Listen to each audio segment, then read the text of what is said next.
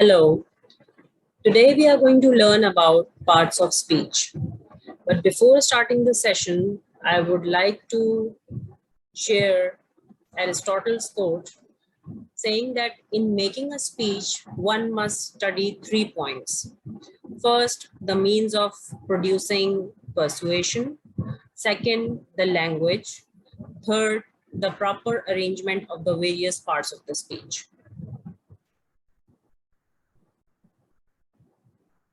Now, what is a part of speech? The following lesson we are going to learn in detail about 8 parts of speech. Before we start, just remember, if you have any questions at all, you just have to let me know in the comment section below and I will talk to you about it. Okay, so first of all, what is a part of speech? Well, a part of speech is just the name given to a word based on the job that it does in a sentence. Think of the parts of speech as the kind of the job titles, just like the person can be a teacher or a doctor or a lawyer, a professor. A word can be a verb, an adjective, a noun, etc., depending on the job that it does in a sentence. And these can be really useful to learn because when you are studying grammar, you will come across terms like that. You will come across terms like nouns, verbs, and adjectives. And if you know what they mean, it can help you to speed up your studying of grammar. All right, so how many parts of speech are there? There are 8 parts of speech, and we start by talking about verbs. We start with the verbs because verbs are probably the most important words in English language. And that is for 2 reasons. First, every sentence in English must have a verb. You cannot have 2 sentences without a verb in English. And the second reason is that only verbs have tenses. Now, I'm sure you know about past tense, present tense, future tense. That's how we talk about different times. And to do that, we change the forms of the verbs. So verbs are really very important. But what does a verb do? Well, a verb is a word that shows an action or a state. State means a situation. For example, in the sentence, Dylan plays tennis 3 times a week. In this sentence, the verb is play because that's the action. We are saying plays because for he, she, and it, we say plays. We add the S to the verb in the present tense. Dylan plays. In this next sentence, I am a teacher. Can you tell me which is the verb? Verb is am. That's basically just because the verb be, to be, we say I am, you are, he is, etc. So I am a teacher. Now I want you to notice very important difference between these 2 sentences.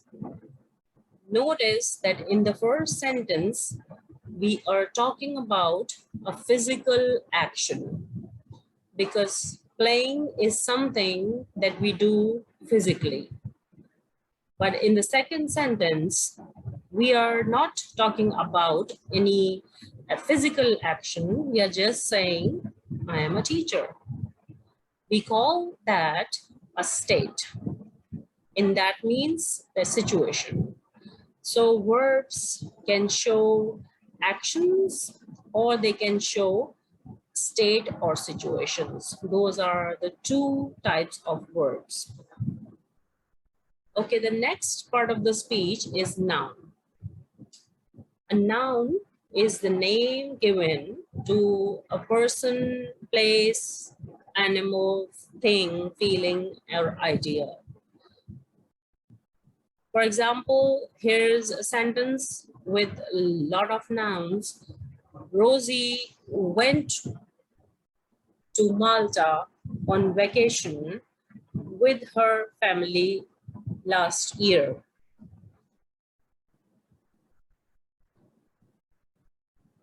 Can you identify all the nouns in this sentence? Well, the first noun is Rosie. It's the name of a person. The second noun is Malta. Malta is the name of the place. It's actually a beautiful small island in a country. In Europe, it's Malta is a place. The next noun is vacation. Vacation is the name given to a type of trip that people take. And the noun after that is family.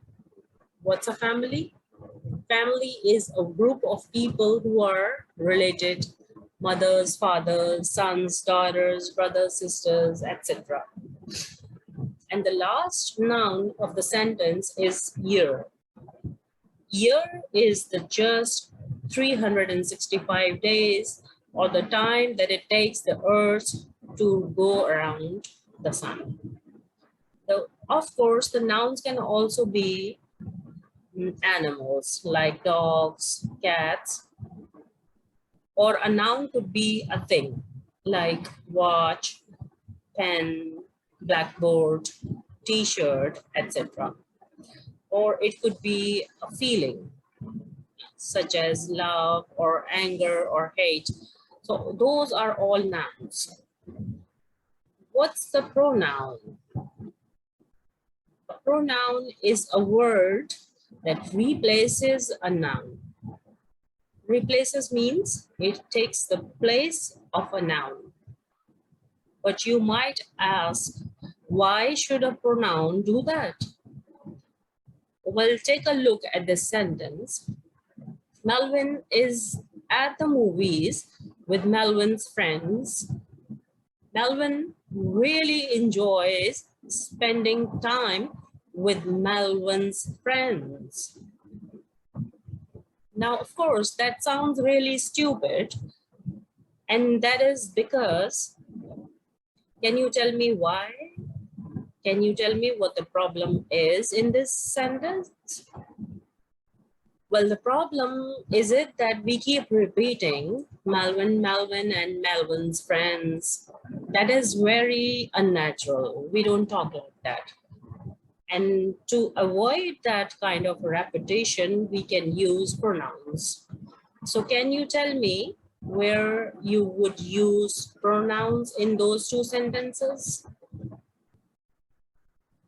We can say, Melvin is at the movies with his friends.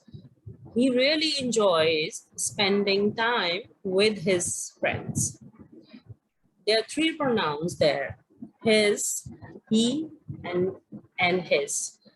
Did you get all of those? Okay, now I want you to notice that the pronouns he is in the subject position.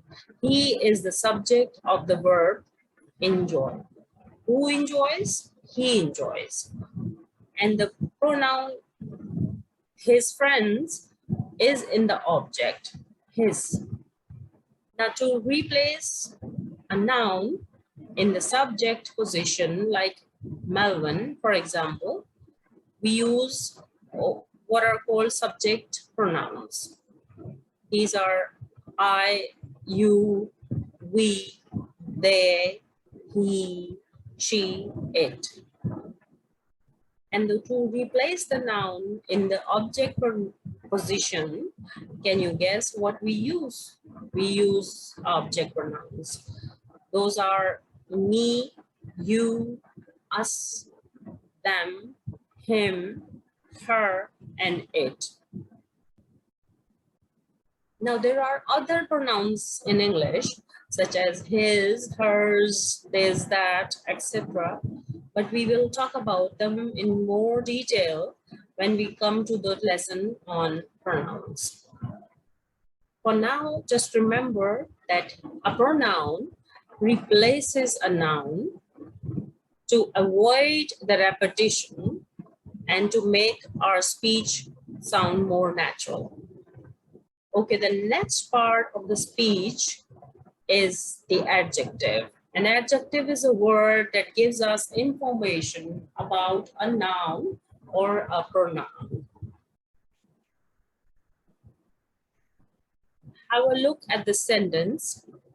They drive an amazing big red sports car. Here, the noun that we are interested in is car. So can you identify all the adjectives that give information about that car? Well, if you said amazing big red sports, you are correct, because all of those are adjectives. And if you look at them very closely, you will realize that these give us answers to questions like what color, what size, what type, etc. The adjective amazing gives us the answer to the question, what is your opinion of the car? Now, if you ask me, what's your opinion of the car? I would tell you it's amazing. What size is the car? It's big. What color is the car? It's red. And what type of the car is it? It is sports car. Now that's all great, and that's about adjectives. I don't know if you have noticed that there is actually one more adjective in this sentence, and that is the word and. The word a and the are called articles, and articles are also called adjectives because they give us information about the nouns that come after them. In this sentence, for example, we know that they drive one car. We know that because we said that an amazing big red sports car. So remember that adjectives give us information about the nouns that come, and nouns and pronouns that answer questions like what type, what color, what size, etc. Okay, but what are adverbs? Now, when I learned grammar in school, I was taught that adjectives give information about the nouns and adverbs give information about the verbs. At some point, we could say that, in fact, a lot of the teachers still teach that way. But the thing is that that's only half correct, because an adverbs can give information about a verb, but it can also give information about an adjective or even another adverb. So these are really talented verbs. You see, they can do a lot of things. An adverb usually answer the questions like when, why, how, in what way, etc. Let me show you a sentence so you can see all the different things that adverbs can do. Yesterday evening, we walked somewhat slowly in a very beautiful garden. In this sentence, the first adverb is yesterday evening. that shows us when the action happened. The action here is walk. That's the verb. Then there is another adverb, slowly, and that shows us how the action happened. How did we walk? We walked slowly. So the both yesterday evening and slowly tell us about the verb walk. But notice that you can further ask, how slowly did we walk? Did we walk very slowly or little slow? The answer is somewhat slowly. Somewhat means something like a little.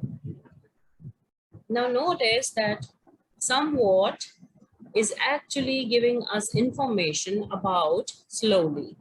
How slowly? Somewhat slowly. So that's an adverb that gives us information about another adverb.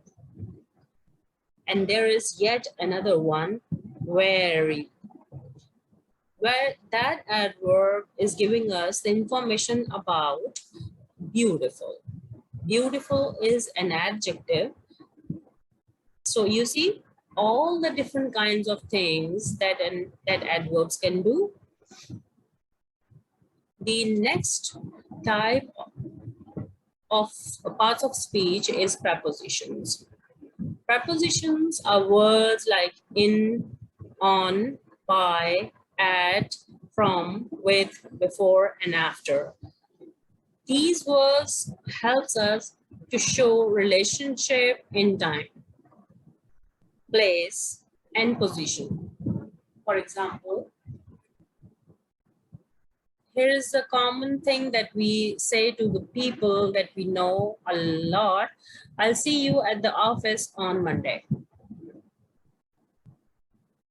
There are two prepositions in the sentence.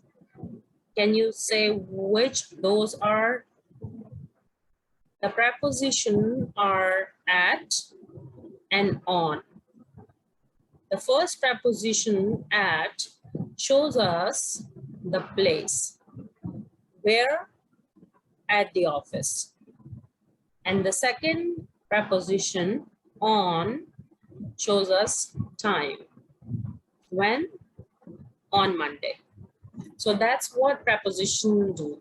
They help us to show relationships in time, place, and position. The students sometimes confuse prepositions with the conjunctions, but these are very different. Conjunctions are words like and, but, or so, and because. They help to connect the ideas. For example, Clara and Jasmine are best friends. I didn't go to school today because I don't feel very well. Can you tell which word is the conjunction in the first sentence? That is and. And helps us to connect the connection between Clara and Jasmine, and both of them are best friends. But conjunctions can even connect sentences. For example, I didn't go to school today because I don't feel very well.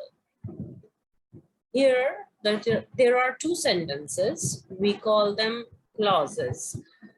The second clause, I don't feel very well, is the reason. And the first clause, I didn't go to school today, is the result. The conjunction here is because, and it shows us the reason and the result relationship. Notice that we can also say, I don't feel very well today, so I didn't go to school. Students, notice that we could also say, I don't feel very well today, so I didn't go to school. In that case, the conjunction would be so. All right. The last part of the speech that we will look at is the interjection. Interjections are words that have no real meanings, but they help us to show certain feelings or emotions or exclamations, like the interjection wow shows uh, excitement, surprise, or amazement. The interjection shows frustration or anger. Like if I'm trying to open the jar of cookies or a jar of pickles, can't open it, I might say, oh, I just can't do it. That I'll show some anger or frustration. Some other common interjections are ouch, oops, hey, hi. These last two words are used to when we meet someone, when we want to call out to someone. For example, I can say, hi, how are you? Or, hey, John, over here. Look, I'm standing over here. So I want to call out to John. Okay. All right. So those are the 8 parts of speech that we have learned today. Let's do a quick recap of what we have learned today. We started with the verb. The verbs is a word that shows an action or a state. State means situation. A noun is a person, place, animal, thing, feeling, or idea. A pronoun replaces a noun, and we use pronouns so that our speech is not repetitive and more natural. Adjectives are words that give us information about nouns or pronouns, and they answer our questions like what kind, how many, what color, what size, etc. Adverbs give us informations about verbs or adjectives or even other adverbs. Prepositions are words that help us to show relationships in time, place, or position. Conjunctions are words like and, but, because, etc. And they help us to connect ideas. Those can be nouns, they can be verbs, and even whole sentences. So you can connect any two ideas using conjunctions. And finally, interjections are words with no real meanings, and they help us to show exclamations or sudden emotions. Just remember that these are used less commonly in speech, and when more commonly, pardon me, they are used more commonly in speech and not so much in writing. When we write them, we usually put the exclamation mark. All right. I hope you have enjoyed this lesson. Take care of yourself